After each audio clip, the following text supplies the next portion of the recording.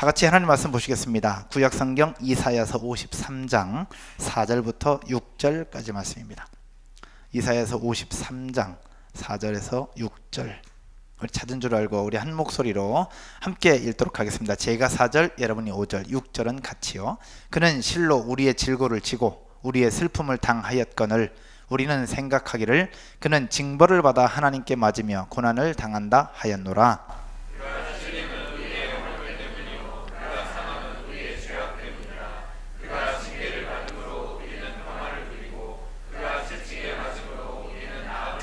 같이요. 우리는 다 양 같아서 그릇 행하여 각기 제 길로 갔거늘 여호와께서는 우리 모두의 죄악을 그에게 담당시키셨도다. 아멘. 오늘 봉독하는 말씀을 가지고 그래서 복음이라는 제목으로 말씀을 함께 나누도록 하겠습니다. 중독의 덫에서 자유하라는 제목으로 지난 월요일부터 말씀을 함께 보았습니다. 혹시 첫날 말씀 혹시 생각이 나십니까? 월요일 저녁이었는데 인생의 본질적인 세 가지 문제와 그 원인이 무엇인가를 함께 보았습니다. 여러분, 인간에게 나타나는 본질적인 세 가지 문제가 뭐라고 그랬죠? 혹시 생각이 나십니까? 세 가지. 첫 번째, 하나님과의 관계가 깨어지면서 하나님으로부터도 소외되고 인간과의 관계가 깨어지면서 인간으로부터도 소외되면 생기는 본질적인 외로움이 첫 번째 문제. 두 번째는 삶에 분명한 목적을 주셨는데 그 목적을 상실해버리니까 생겨나는 인생의 허무함. 그리고 에덴 동산에서 하나님이 모든 걸 다 책임져 주셨는데 거기서 깨어지고 쫓겨나면서 생겨나는 미래에 대한 무엇? 두려움. 이 세 가지가 우리 인간에게 나타나는 본질적인 문제라고 했습니다. 근데 이런 문제가 왜 생기느냐? 결국 하나님께서 먹지 말라고 한 선악과를 따먹으면서 하나님의 명령에 불순종하죠. 그러면서 하나님과의 관계가 깨어져 버립니다. 하나님과의 관계가 깨어져 버리면서 외로움도 생기고 목적을 상실하면서 허무함도 생기고 그리고 미래에 대한 두려움도 생기게 되는 것. 이게 우리 인간에게 나타나는 문제라는 것이죠. 결국 중독이라는 것, 중독은 어디서부터 시작되느냐? 따라서 해볼까요? 하나님과의 관계가 깨어지면서부터 생겨난 것이다. 중독은 하나님과의 관계가 깨어지면서부터 생겨난 이 세 가지 외로움으로부터, 허무함으로부터, 두려움으로부터 생겨나는 것이다. 함께 보았습니다. 화요일 날, 두 번째 날 김영환 목사님이셨죠. 김영환 목사님 저랑 동갑이었습니다. 저랑 동갑인데 김영환 목사님 굉장히 열정적으로 사역을 하시는 분이세요. 정말 그냥 생명, 심장 다 내어놓고 사역하시는 분이셨습니다. 김영환 목사님께서 짧게 나눠드리면 중독은 멀리 있는 것이 아니다. 결국 중독의 모체, 중독은 어디서부터 시작되는 것이냐? 결국 부모로부터 시작된다는 부분들을 함께 이야기했습니다. 중독은 멀리 있는 것이 아니라 사탄의 조직적인 유혹으로부터 우리에게 다가온다. 구약시대 엘리야 시대 때에 바알을 섬기고 바알과 아세라를 섬기던 무리들이 있었던 것처럼 오늘날 우리들에게도, 우리 시대에도 음란한 신이라고 하는 아세라 신이 지금도 조직적으로 끊임없는 유혹으로 우리를 찾아온다는 부분들을 함께 나누어 주셨습니다. 이런 중독을 해결할 수 있는 유일한 방법이 있다면 그것은 바로 하나님과의 관계를 회복하는 것이고, 김영환 목사님께서 나눠주셨던 또 한 가지 방법이 있습니다. 하나님과의 관계를 회복하는 것. 그리고 또 하나 혹시 생각이 나십니까? 바로 공동체 속에 들어가 함께 하는 것이었습니다. 따라서 해볼까요? 공동체 속에서 함께 하는 것. 공동체 속에서 함께 할 때에 이런 중독으로부터 자유할 수 있다라는 겁니다. 그러면서 이렇게 얘기를 합니다. 중독 치유센터 또는 병원에서 중독으로부터 치유된 사람들의 퍼센테이지는 8%. 그러나 공동체 속에 들어가서 치유되고 회복된 사람은 몇 퍼센트? 48%. 어마어마한 수치죠. 그러니까 치유센터나 병원에 가서 치유를 받은 사람들은 100명 중에 8명밖에 되지 않는다라는 겁니다. 그러나 공동체 속에서 이렇게 셀 모임을 하고 건강한 모임과 동아리를 통해서 함께 나누고 이야기를 하게 되면 그 속에서 치유될 확률이 높은데 48%나 치유될 수 있다라고 함께 나누어 주셨습니다. 결국 공동체가 얼마나 중요한가를 이야기를 해주고 있는 것이죠. 수요일날은 나도움 목사님이죠. 나도움 목사님. 학교에 기도 모임을 만들고 학교에서 기도 운동을 펼치시는 목사님. 끝나고 나서 한 1시간 넘게 또 같이 차 한잔 하면서 여러 가지 이야기들을 함께 또 나누고 돌아가셨습니다. 나도움 목사님께서 이렇게 말씀하시죠. 중독은 무슨 일이 아니다? 남 일이 아니다. 그러면서 중독의 반대말은 뭐라고 얘기했어요? 중독의 반대말은 관계다라고 이야기를 했습니다. 이게 누구 한 말이냐? 헬리나 웬이 했던 말이죠. 중독의 반대말은 관계다. 결국 관계가 깨어지니 나의 이야기를 들어줄 사람이 없고 결국 그렇게 중독에 빠지게 된다. 그래서 이야기를 들어주는 것만으로 중독으로부터 보호할 수 있고 이야기를 들어주는 것만으로 문제가 해결될 수 있다. 그래서 본인이 이야기를 들어드립니다 라고 사이트를 만들고 그때부터 들어주는 사역을 하셨다라고 함께 간증과 함께 나눠 주셨습니다. 그러면서 나도 목사님께서 이야기라는 부분들을 얘기했는데 이야기가 여러분 뭐라고 했어요? 혹시 생각나세요? 이야기, 약. 그래서 귀로 듣는 약, 귀로 먹는 약을 이야기다라고 표현을 하셨습니다. 그러면서 팀 켈러 목사님이 했던 이야기를 인용을 해주셨어요. 팀 켈러 목사님이 했던 이야기, 예수님의 온 몸은 뭐였다? 귀였다라고요. 결국 예수님은 많은 사람들의 이야기를 들어주시고 그들을 긍휼히 여기며 그들의 마음을 만져주셨던 부분들, 결국 예수님의 온 몸은 귀였다는 부분들을 함께 나누어 주셨어요. 어제였습니다. 이상준 목사님, 수백 명의 청년들과 중독자들을 만난 데이터 말고 뭐라고 한다 그랬죠? 자료를 근거로 말씀을 나누어 주셨는데, 뭔가에 중독되었던 부모의 자녀들은 사람을 믿어본 경험이 많지 않고 그러다 보니까 하나님을 믿는다 하면서도 잘 믿지 않는다 하는 부분들을 함께 나누어 주셨습니다. 특별히 상처가 있는 부모로부터 자라온 사람들은 공동체 속에서 관계적인 어려움이 생겨난다라는 거예요. 모두가 다 그런 건 아니지만 부모의 상처가 결국 자녀들에게 연결되면서 공동체 속에서 어려움이 생겨난다라는 거죠. 그래서 이런 사람들은 사람을 믿지 못하니까 자기중심적으로 말을 하게 되고 또 자기중심적으로 판단하게 되고, 이런 부분 속에서 굉장히 중요한 게 뭐냐면, 우리 사람은 귀가 두 개잖아요. 귀가 두 개인 이유 여러분 혹시 아십니까? 귀가 두 개인 이유, 한쪽으로 듣고 한쪽으로 흘려보내라는 이야기도 있어요. 또 하나는 이쪽으로 들었다면 이쪽도 들어봐야 된다는 거예요. 양쪽 다 들어봐야 그리고 나서 본인이 판단할 수 있는 거죠. 이런 부분들을 얘기하고 있는 건데, 이 부모로부터 상처 많은 부모로부터 물려받은 사람들은 모두가 다 그런 건 아니지만 이 이상준 목사님께서 얘기한 통계적으로 볼 때 그렇다라고 얘기했는데, 그런 사람들은 관계적인 어려움을 겪게 되고 관계 속에서 어려움이 결국 공동체 가운데 연결되는 부분들이 통계적으로 많다는 부분들을 함께 나누어 주셨습니다. 그래서 사람들은 그렇게 얘기하는 것을 또 믿고 또 그러다 보니까 관계가 깨어지고 그렇게 또 계속 반복되어지면서 결국 그 자녀들까지도 연결되는 부분들이 있다는 부분들을 함께 나누어 주셨습니다. 그러면서 마지막에 나눴던 부분이 뭐냐? 그래서 교회는 이러한 사람들에게 사람을 믿는 경험을 해줘야 된다라고 이야기를 해주셨습니다. 결국 사람을 믿는 경험을 해봐야 하나님도 믿을 수 있다. 전 이 말씀에 완전 100% 공감이 됐어요. 그러면서 제 스스로를 돌아봤습니다. 제 아버지에 대한 상처가 저는 있어요. 아마 제가 수양회에서도 나눠드리고 또 여러분들과 또 나눈 적이 있기 때문에 이미 기억하신 분도 계시겠지만, 저 또한 아버지에 대한 상처가 있었던 사람입니다. 어제 말씀을 듣다 보니까 저희 아버지가 중독이셨더라고요. 저는 생각 못했었는데, 제가 기억하는 저희 아버지는 그 안방의 가장 따뜻한 곳에 늘 이불 깔고 계셨던 분이셨어요. 근데 이불 깔고 계셨었는데 그곳에 항상 책이 있었어요. 토정비결이라는 책이 있었는데 예수 믿고 나서 책이 두 권이 됐어요. 하나는 토정비결, 하나는 성경책. 예수 믿고 나서 성경을 보셨는데 토정비결은 안 치우시더라고. 근데 그 성경과 토정비결과 함께 또 있었던 게 있었어요. 그동안 생각 못했는데 어제 듣다가 생각이 들었어요. 하나는 막걸리병이었어요. 늘 막걸리를 달고 사셨거든요. 저희 아버지는 술 중독자셨어요. 그렇게 심한 정도는 아니었던 것 같은데 늘 반주 드시듯이 늘 막걸리를 찾고 계셨고 들고 계셨고, 그 머리맡에 늘 막걸리병이 있었던 부분이 어제 말씀을 듣다 보니까 생각이 나더라고요. 그래서 그런지 모르겠는데 아버지가 50살에 저를 낳으셨어요. 체력도 좋으시지. 50살에 저를 낳으셨어요. 찢어지게 가난한 집안에서 자랐고요. 아르바이트를 하지 않으면 공부를 할 수 없었던 그런 가정이었습니다. 그러다 보니까 억적같이 살았어요. 치열하게 살았어요. 그것을 땜빵하기 위해서, 메꾸기 위해서 정말 치열하게 살았어요.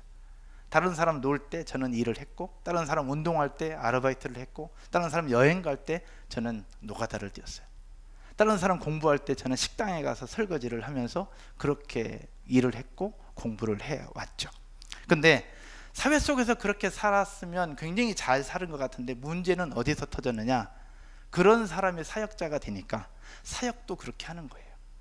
제가 사역자가 되니까 성도들한테 그거를 요구하게 되고, 제가 살아왔던 것처럼 살지 않으면 정죄하고 판단하게 되는 부분들이 저한테 있었다라는 거죠. 그러다 보니까 남들 볼 땐 열심히 해서 좋고 열매가 나타나는 것처럼 보이는데, 들어가 보면 저 때문에 상처받은 영혼이 있고, 저 때문에 힘들어하는 리더들이 있고, 저 때문에 교회를 떠나고 싶은 사람들이 있다는 사실들을 알았죠. 근데 그때는 전혀 몰랐어요. 그냥 해주니까. 그러면서 알게 된 것이, 성도님들은 사역자들한테 얘기 잘 안 하는구나. 그냥 혼자 다 끙끙끙끙 앓다가 아플 만큼 아프다가 결국 그 속에 골마 터질 때까지 기다리는구나 생각이 들었어요. 제가 그때 그래 했어요. 저 때문에 아프고, 저 때문에 골마 터지고, 저 때문에 힘들어지는 것들을 좀 알았으면 좀 일찍 바뀌었을 텐데, 제가 그걸 전혀 모르고 있었던 거죠. 그러면서 저는 제 열정 가지고 열심히 사역을 해왔던 겁니다. 그러다가 감사한 것은 저에게 좋은 멘토를 만나게 되었다라는 거죠.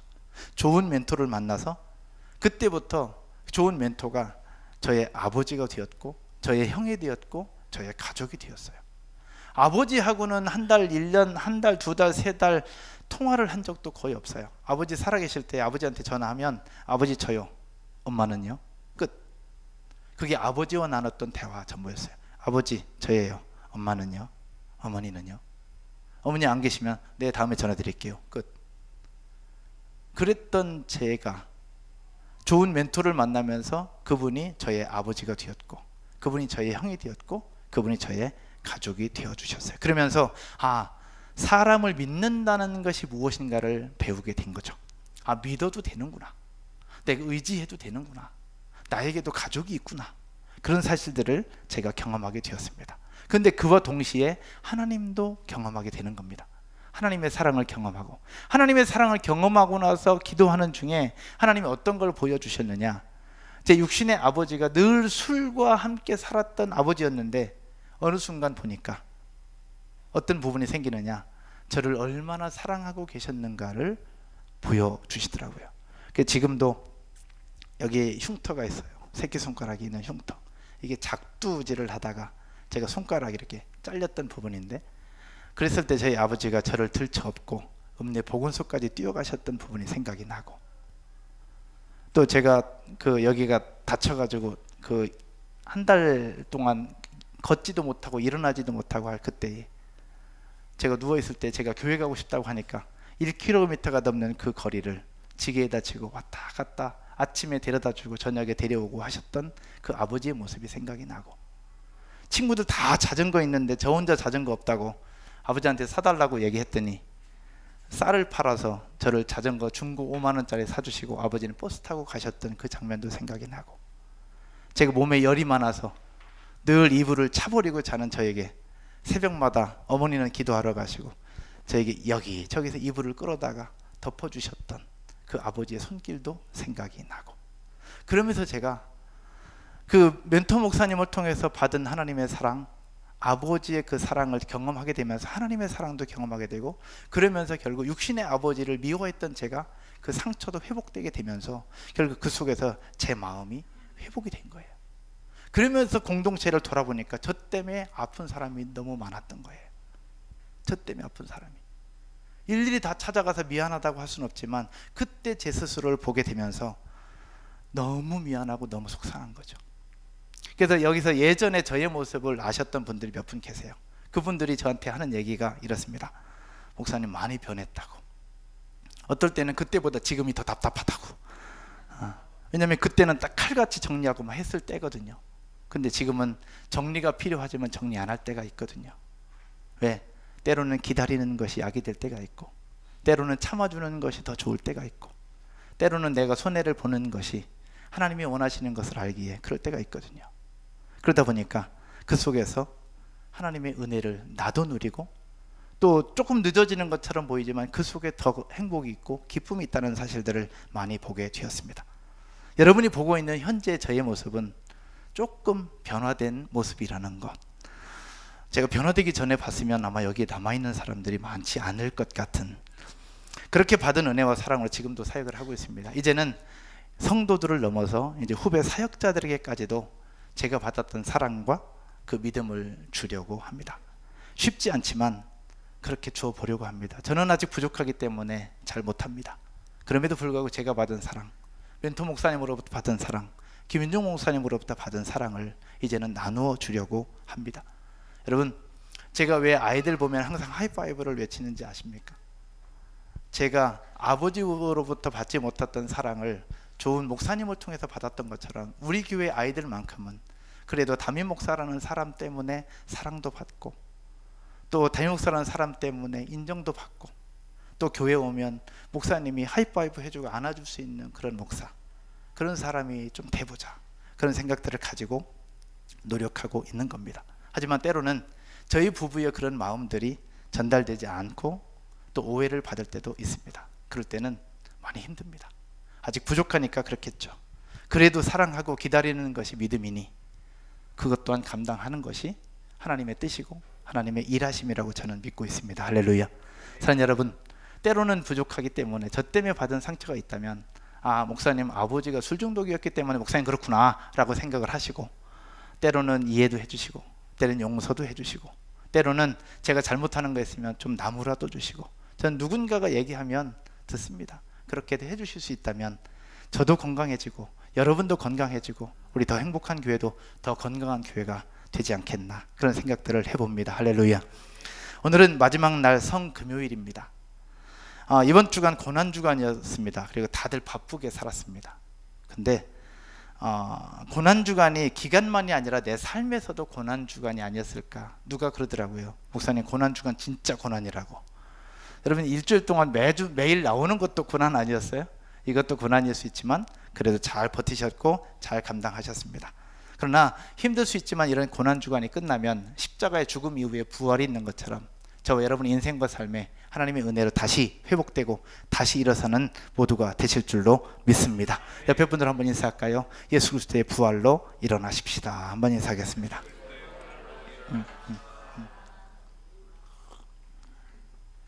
오늘 주셨던 말씀 잠깐 나누도록 하겠습니다. 오늘 말씀은 이런 부활 소망의 기초가 되는 말씀이에요.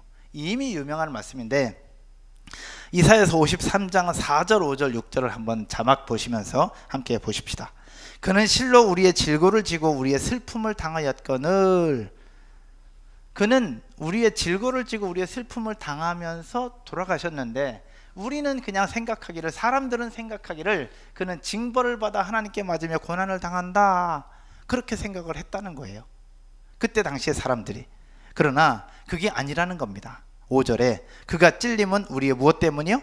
허물 때문이라. 우리의 허물을 씻어주시기 위해서 그가 창에 찔리게 되었다라는 거고요. 또 그가 상함은 우리의 무엇 때문이라? 우리의 죄악 때문이라. 우리의 죄를 용서하시기 위해서 그가 온 몸에 물과 피를 흘리시면서 다 상하게 되었다라는 거고요. 세 번째, 그가 징계를 받음으로 우리는 무엇을 누리게 되었다? 평화를 누리게 되었다. 그리고 그가 채찍에 맞음으로 우리는 무엇을? 나음을 받았도다라고요.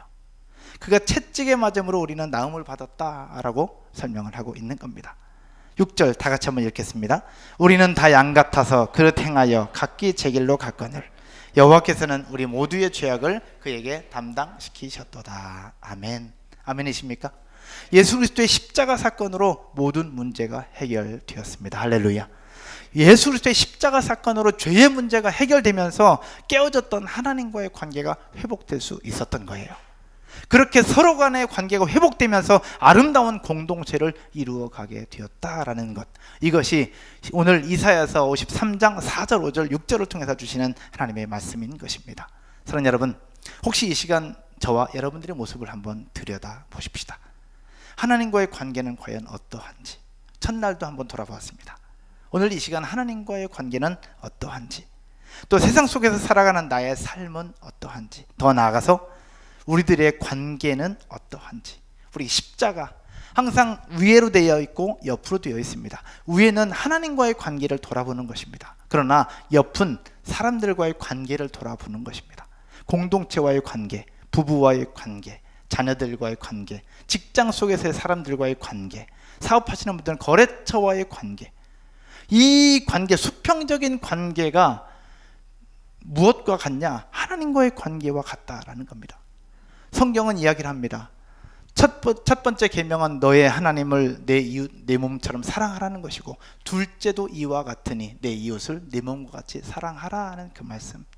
결국 하나님과의 관계처럼 이웃과의 관계도 중요하다는 것을 이야기를 하고 있는 것입니다. 그것이 바로 예수 그리스도의 십자가 사건임을 믿으시기를 주의 이름으로 축원드립니다. 그렇게 십자가 사건으로 말미암아 하나님과의 관계가 회복될 때 우리를 둘러싸고 있는, 우리를 괴롭히고 있는 중독의 문제도 해결될 수 있고 치유될 수 있다라는 사실 믿으시는 저와 여러분들이 되실 줄로 믿습니다. 그래서 예수 그리스도의 십자가는 바로 복음이라는 것입니다. 할렐루야. 따라서 할까요? 예수 그리스도의 십자가는 복음이다. 하나님과의 관계를 회복하게 하는 복음, 이웃과의 관계를 회복시키는 복음, 그 복음이 결국 우리의 영혼을 살리고 나도 모르게 빠져있는 중독으로부터 우리를 벗어나게 하는 것이 바로 예수 그리스도의 십자가 복음이라는 사실들을 기억하고, 오늘 그리고 이번 한 주 그리고 우리에게 주어진 인생을 예수 그리스도의 십자가의 삶을 살아가고 십자가를 고백하며 십자가의 능력으로 살아가는 여러분 모두가 되실 줄로 믿습니다. 말씀의 결론을 맺으면서요, 우리 중독의 반대말은 뭐라고 그랬어요? 관계라고 그랬습니다. 그렇다면 관계가 회복되어서 좋아지면 중독은 어떻게 된다는 거예요? 치유된다는 거죠. 관계가 회복되면, 관계가 좋아지면 중독은 우리와 멀어진다라는 거예요. 예수님께서 십자가에 달려 돌아가신 이유, 바로 창조주 하나님과 죄인된 우리와의 관계를 회복하기 위한 하나님의 방법이었습니다. 할렐루야. 또 지체들 서로의 관계를 회복시키기 위한 하나님의 방법이었습니다. 이번 고난주간 월화수목금 보내면서 여러분 어떤 생각들이 드셨습니까? 이번에 오셨던 세 분 목사님, 그렇게 큰 교회가 아닙니다. 첫날 오셨던 김영한 목사님은 부목사님이세요. 그리고 수요일날 오셨던 나도훈 목사님은 스쿨처치, 교회도 없어요. 그냥 학교가 교회고 본인이 가는 곳이 교회입니다. 어제 오셨던 이상준 목사님, 개척해서 이제 15명 함께 모이는 목사님. 근데 그 세 분 목사님의 공통점이 있어요. 제가 왜 그 세 분을 모셨는지 여러분 아십니까? 그 세 분은 진짜 목사입니다. 어쩌면 저보다도 훨씬 더 훌륭하신 목사님들이세요. 왜? 이름도 없이 빛도 없이 그 자리에서 충성스럽게 섬겨주시는 분들, 저는 그분들이야말로 진짜 예수님의 십자가를 지고 가는 분들이다라는 생각이 들었습니다. 어쩌면 우리 교회와 우리 성도들과 거리가 좀 멀어져 있을 수도 있습니다. 왜? 우린 중독을 그렇게 생각해 본 적이 많지 않으니까요. 그러나 우리 스스로 돌아볼 때 나도 모르는 사이에 스마트폰 중독에 빠져 있고, TV 중독에 빠져 있고, 어쩌면 음란물에 빠져 있고, 어쩌면 쇼핑에 빠져 있고, 어쩌면 드라마에 빠져 있고, 나도 모르는 사이에 하나님을 사랑하는 것보다 내가 찾는 그것이 더 우선되는 부분들이 있지 않나라는 거죠. 오늘 제가 또 회개했다는 거 아닙니까? 화장실 가는데 또 스마트폰 또 찾고 있더라고요, 제가. 그러면서 제가 오늘 화장실에 한 2번 갔나요? 처음에 화장실 가는데 스마트폰 또 찾고 있는 제 자신의 모습을 발견하고 처음엔 들고 갔어요. 두 번째는 들고 갈게, 안 들고 갈게요. 또 들고 갔어요. 또 들고 갔어요. 이게 제 모습이더라고. 이게 제 모습이었어요. 하나님을 사랑한다고 하고 중독을 치유받자고, 중독으로부터 자유하자고 얘기하는데 그 속에 나도 모르게 또 들어가 있는 제 모습, 여러분 앞에 서서 말씀을 전할 자격도 없는 모습. 그러나 저의 모습도 그렇고, 여러분들은 어쩌면 저보다 조금 더 나을지 모르겠지만 우리 모두 함께 힘을 합해서 예수 그리스도의 십자가 복음으로 우리를 둘러싸고 있는 중독의 덫으로부터 벗어나 자유롭게 멋지게 승리하는 이번 고난 주간이 되고 이번 부활절이 되기를 주의 이름으로 축원드립니다. 그렇게 역사하실 하나님 앞에 우리 감사의 박수 한번 드릴까요?